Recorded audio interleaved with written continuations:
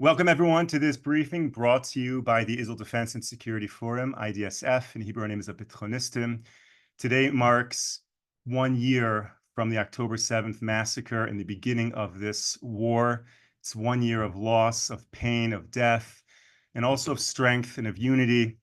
And we were originally going to be broadcasting live from the Gaza envelope from a ceremony, but for security reasons, that was canceled. And instead, we are going to be hearing directly from the founder and chairman of IDSF, Brigadier General Amir Avivi. General, thank you so much for joining today. My pleasure. General, you've spent a lot of time today in the Gaza area, speaking, reflecting. What can you share with us? Well, before going into really this very meaningful day, I want to introduce somebody who's very important to me. Meet Anat, my wife. Hello. Anat, in the last year, that was really a very, very busy year, has accompanied me everywhere. You know, I don't have a driver, so Anat volunteered to drive me around because, as you all know, I do Zooms while driving, and it's a miracle I'm still alive after this year. So Nat is helping me a lot, and everybody in Abitchonistim, in IDSF, who knows Nat, they know she's the willpower behind the organization. Without her assistance, it would have been very hard to do everything. So it's a good opportunity, Nat, to thank you. Thank you. For everything. Thank you very much. So she also drove me to Sderot today. And as I was sitting in the morning in Sderot, the first thing came to mind is the feeling of humiliation, the sights, the brutality, the way these monsters raped women and killed them and decapitated the heads of children. I remember for days and days and days that we were all the time moving between being extremely angry and really just wanting to exterminate all this Hamas, and shocked, humiliated, terrible feelings. And I felt already on the 7th of October that really the whole state was in a shock, and also the government, everybody, that this was our moment. I think we in IDSF, we were born for this kind of moments. And I felt that while many of our officers in the organization, of course, are doing reserve, they went to the units, I went to the north and the south and so on, that one of the most important things on the national level at this moment was to really empower the society and decision makers. And two maybe short stories about empowerment, talking about what's the kind of impact really that we're able to do when talking on media, in social media, videos, and so on. A few weeks ago, I had a lecture in one of the cities. I lecture almost between 2 to 4 times a week in different places in Israel. And at the end of the lecture, one of the women who attended the lecture approached me, and she was all trembling. And she said to me, "Listen, I came especially to thank you." And I said, "What do we need to thank me for?" And she said, on the 7th of October, I was so shocked by what happened that I couldn't go out of my house for 3 months. 3 months, this lady didn't step out of her apartment. because of how shocked and frightened she was of what happened. And she said, and then one day I opened the TV and I heard you speaking. And I suddenly felt calmed and reassured. And it was the first time I stepped out of my apartment.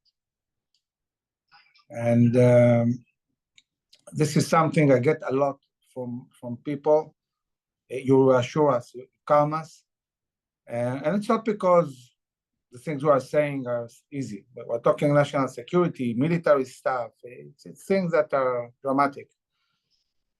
But people want to hear very coherent messages. They want to hear strong messaging, clear messaging, and also optimistic. And from day one, we said, yes, it's devastating, but we're going to win decisively. We're going to get out of this huge crisis to a huge victory. And I think that after all this year, finally, what we said from the very beginning, I think people really realize. We had a Shabbat dinner this last Shabbat, and among other guests, my parents attended. And my mother was, throughout this war, very, very pessimistic. No matter how many times I reassured them that things will be okay.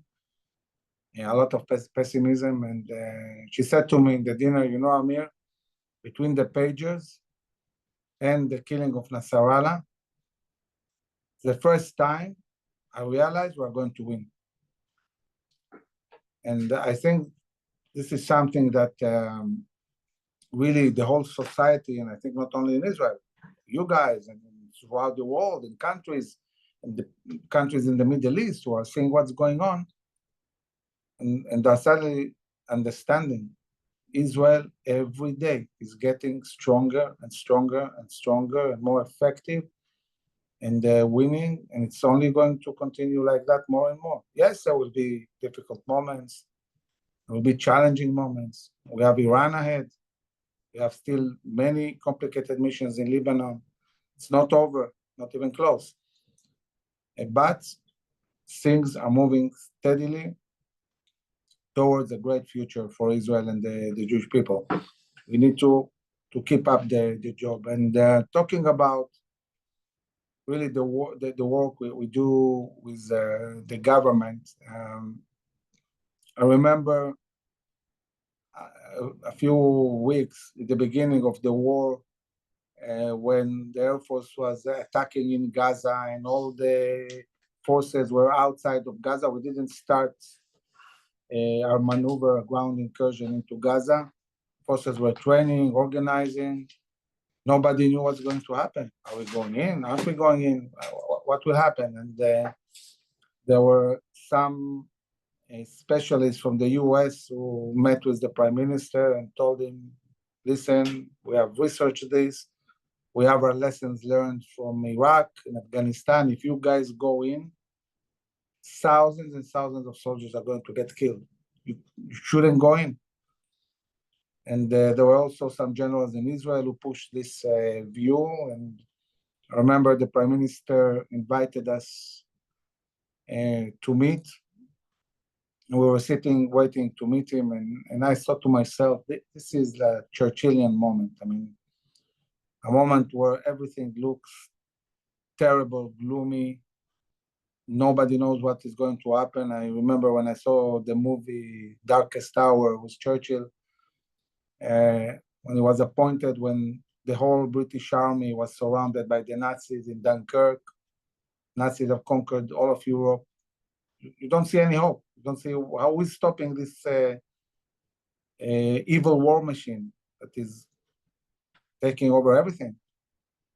And remember how Churchill brought this optimism and strength and talked about total victory when his army is completely surrounded and is on the verge of this destruction.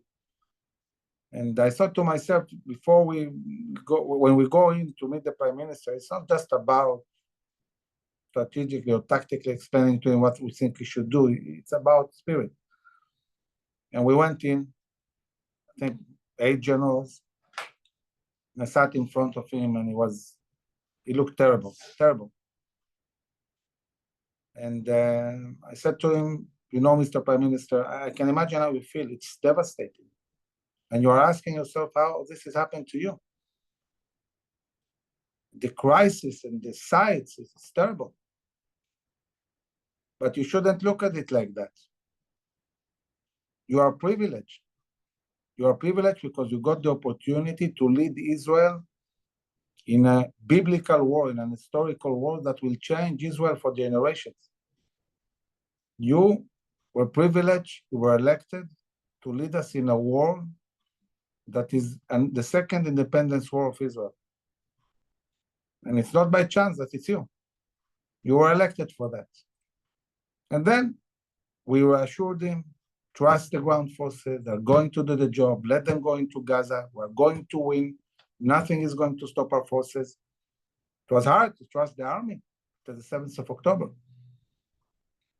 And I remember at the end of the meeting, we finished the meeting, everybody stood up, and I wanted to exchange some words with the chief of National Security Council. So I immediately went to speak with him on the side. And then as I'm speaking to him, I feel somebody tipping me in the back, and I turn and I see the Prime Minister. And he hugs me strongly. He's not a hugger. Said, Amir, thank you. And from that moment, I think everything changed. And I think that really the sense in the cabinet and the government, the Prime Minister, is we're fighting a war for our existence, for our future. And there is only one choice, victory. On all fronts, decisive victory. No ceasefires, no giving up, no stopping, going all the way until we reach victory. And we're going forward exactly like that. And I think that this new year, this Rosh Hashanah, is going to be a completely different year. There will be challenges, but I think it's going to be a great year, great year for Israel. And we have a lot of missions ahead of us. We have a lot of work in Gaza. Still, Hamas still in power. We dismantled them militarily, but they still have certain capabilities. We need to dismantle them completely. We need to disconnect between Hamas and the Palestinians, which are getting more and more fed up with this organization that is bringing them no hope and only a devastating reality. We need to bring back all our hostages one way or another, all of them. But it cannot be done by giving up the goals of war.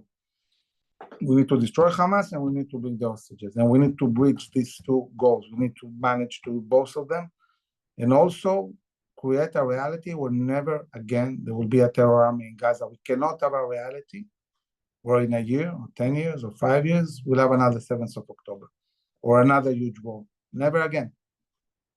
We need to create the terms that in Gaza there won't be a terror army anymore, ever.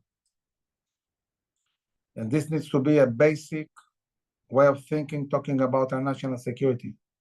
Basic. And in the north, for many years, we have been trying to picture scenarios, how a war with Hezbollah will look. 150,000 rockets and missiles and all these capabilities. And we talked about every day in the war, 2,000 rockets and missiles shot at Tel Aviv. And we see something completely different. And we see that we shouldn't empower too much our enemies. We're much stronger. In 2 weeks, the IDF almost dismantled completely Hezbollah. All the leadership are dead. And every day, the Air Force is attacking and degrading more and more their capabilities. Now we're doing the ground incursion. One of the challenges is that Iran is trying to send reinforcements from all over the Middle East into South Lebanon. This is a challenge.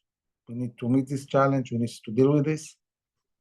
But with the air power we have, with the work we're doing with the artillery and the intelligence, the forces, we will overcome these challenges. And overall, the forces are doing a very good job, really creating very fast the terms needed to bring back as citizens. So we're finally seeing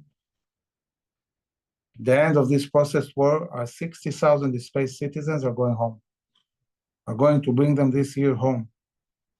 We need to rebuild the towns. There's also a lot of civil issues we need to take care of to strengthen the Galil and build back the towns. And as we are dismantling Hamas and Hezbollah, Iran is completely exposed. And we understand that we are in a moment in history where it's not about exchanging fire. It's not about Iran shooting us and then we retaliating and then them will retaliate. It's not a tennis match. It's about destroying their nuclear potential capabilities, their nuclear sites. It's about setting Iran back and dismantling the Shia axis. And at the moment, unfortunately, we're dealing with this alone, almost alone. The little state of Israel is dismantling the whole Shia axis almost by itself. And I really think it's time the US will show leadership and build a coalition which can, in a week or two, really destroy everything that needs to be destroyed in Iran. In that moment, there will be regional peace. We'll have peace agreements, we'll have stability. We need to break this Shia axis. If the US is not going into it fully, it will simply prolong the war. This is what it's going to do. It will take us more time because we're doing it alone. But if the US really attacks fiercely with a coalition, the Houthis, the militias in Iraq and Iran, this can end very fast and actually bring prosperity and peace and secure the region for many, many generations. It will also attract states like Lebanon or Iraq or Libya that are considering the alliances and where these things are going. We need to disconnect them from the Shia axis and connect them to the moderate Sunni axis and to Israel. I can see a peace with Lebanon. I can see a peace with Iraq. But this is only if you have an alliance, if you have a coalition, if you have strength, if there is leadership. And, you know, when the US was created and I majored in American history, created really the symbols that represent the US. The eagle, holding arrows in one hand and holding an olive branch on the other. But it's an eagle, not a dove. And America needs to go back to be an eagle. Strong, powerful, resolute nation that really fights for freedom. For freedom and for prosperity, for democracy, against evil regimes that try to undermine the West. And this is Iran, the worst one, a very dangerous one. So I think that I am looking at this year, I am very, very optimistic. Also today on the 7th of October, feeling a lot of pain, remembering the sights, the drama, the people who were killed, my friends, sons of my friends, daughters, remembering all the hostages. There was a lot of pain, but also a lot of hope. A lot of hope, and I really hope that we'll keep uniting more and more and fighting together. I'm glad that even on the political level, there's a bit more unification. I would like to see every Zionist party joining for this fight, and certainly when we're fighting Lebanon, certainly when we're going to deal with Iran. We need unity among the people and also in politics. And we need to stand behind our soldiers in the army and fight and win this war. Moshe.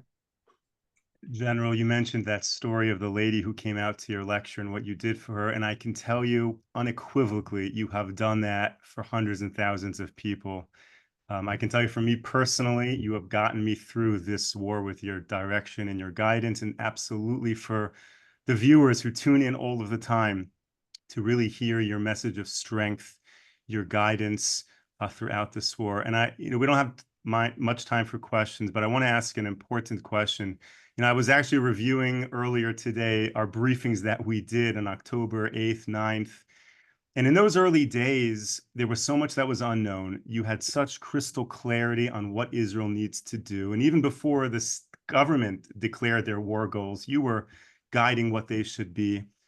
And I'm curious to know, you personified the strength. And as a general, you knew how to enthuse and inspire us. I'm curious if you thought at that time that the country was ready for what lay ahead, meaning as much as you were giving the charge, did you really think that the people of Israel, the country of Israel, would stand up and would be able to achieve what it had done? If you could put us back in time and your mindset back in those early days in October. I had a lot of trust in the people and the society, which has always been more resolute than its leaders. There were moments that I was very worried that the pressure from outside, from inside, from some elements will deviate decision-making, as I saw it happening for decades. Terrible decision-making in Israel in the last 30 years, which brought us to this situation. And the challenge, I think, we faced in IDSF, and this is what we were created for, to keep this Zionist project on trail, to keep us moving towards the right way to victory. There were difficult moments, but I think that we managed to create such an impact in the Israeli society and among decision makers that really enables us to empower the cabinet, the prime minister, to take the right decisions in order to be where we are today. And it was not easy decisions. I mean, sitting with the prime minister when the president of the US says to him, if you go into Rafah, we're not going to give you munitions anymore. You need to stop the war, which basically meant lose the war. Or don't go into Lebanon, or don't do this, or don't do that. Very difficult moments, which require leadership. And I think that our ability to create an umbrella on media, on social media, on research, with the general public, with the young generation, help push this to the right direction. I'm very proud. I'm very proud of the organization and everybody and the way we grew throughout the war, more than 35,000 members. And I feel we're doing something very, very important. And today, as these things are moving, I think the society and the government are getting more and more empowered and trusting themselves. We can do it. We can win on all fronts. And things are moving in the right direction. And we need to make sure all the time that there are no mistakes. And now we're dealing with what will happen in Lebanon, where the army will be, how do we secure the towns. We need to see that decision-making is the right decision-making. But we were optimistic from day one, but based on realistic assumptions, not something disconnected from reality. Thank you, General. Thank you to all of our viewers tuning into this briefing. There are many, many, many questions coming in about Iran, about Hezbollah. We wanted to take this briefing today to really focus on October 7th. And I encourage everyone, please join us in the rest of the briefings this week, where we will discuss these threats and what Israel is doing. Thank you to all of our viewers for tuning into this briefing. And thank you to all of you who have been with us for a year now during these briefings. We've gotten through this war together. Thank you, General Avivi, for your tremendous leadership, for creating IDSF to really be leading Israel right now. We will be back with the briefing tomorrow, 10 a.m. Eastern Time, 5 p.m. here in Israel. Until then, stay safe, stay strong. Take care, everyone.